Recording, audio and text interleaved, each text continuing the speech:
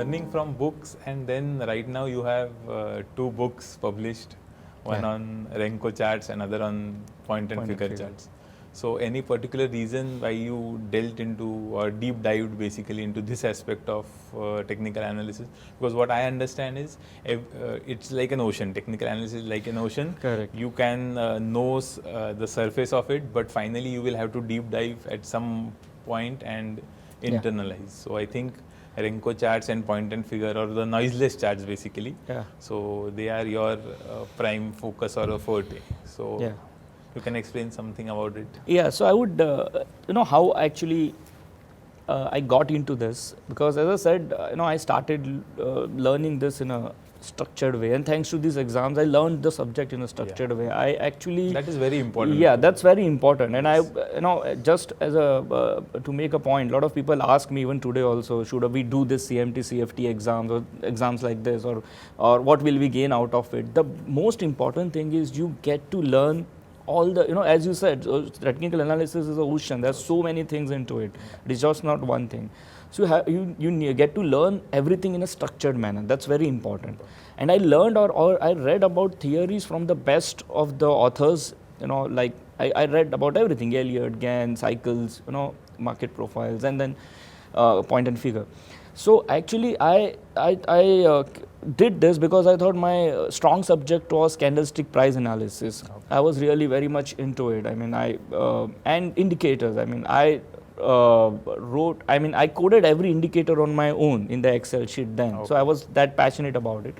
So I was very much into it. And there was a book on point and figure by Kermit Jig when I was giving the level 1. So I was not really very much, I was trying to avoid it as well. Already I was reading a lot.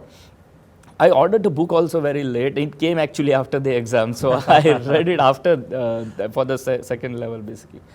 But then the first thing that I got attracted with the subject was the objectivity. I mean, it was very clear, the column of X and the O X. So that was really something I thought I could not understand it in the first go, but I found, it is very interesting. Then I read Jeremy Duplessis, Thomas Dorsey, they explained it so well, and I learned the subject from them. And then I realized that, there's so much to explore in this. Back then there were no many tools which were available. I tried looking for them, but then I started drawing charts on my own. So I used to maintain a lot of charts like Nifty, Bank Nifty was not there then, but a lot of stocks which I used to follow. And then So you used to manually of do course, that point and I figure used to with do X that. and Yeah, Great. I used to do that for a long time. And so then I started experiencing the beautiful part of it. My decision making improved. So eventually I used to earlier I used to read it along with candlestick and other price methods that I used to follow. But later on I started building systems on these charts. And then I practiced it for almost 10 years, and I've done so many things. Then I eventually wrote a book on point and figure. And actually, not only when I was studying this, when I got introduced to point and figure, I also learned one thing, that you should explore all this.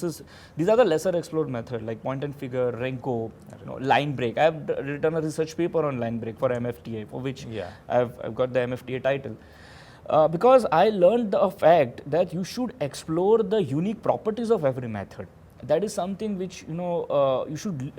A lot of people have ignored all these tools because they looked at it as a buy and sell indicators. You just follow these methods but that's not the fact. There are unique properties to every charting method which I learned. And like point and figure had a vertical plotting.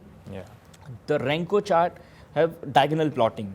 So these are the properties which, like in a candlestick chart, you have this open, high, low, close, which you get every day. There are price and time aspect. These are the properties which are not available anywhere else. Same way, you have this vertical plotting in point and figure, which is not available in any other charting method. The diagonal plotting of Renko is not available anywhere else. Same way, the line break chart connects the closing prices and draw a line. So when you look at the shape of the line or the length of the line, you get to know about the difference of the closing prices. And the indicators those are calculated on these charts are on these columns, bricks or lines. So all the way the behavior is different, the properties are different, and I learned the fact that you should explore all this, at least for the first time to learn for the knowledge and see whether you can, get benefited out of it.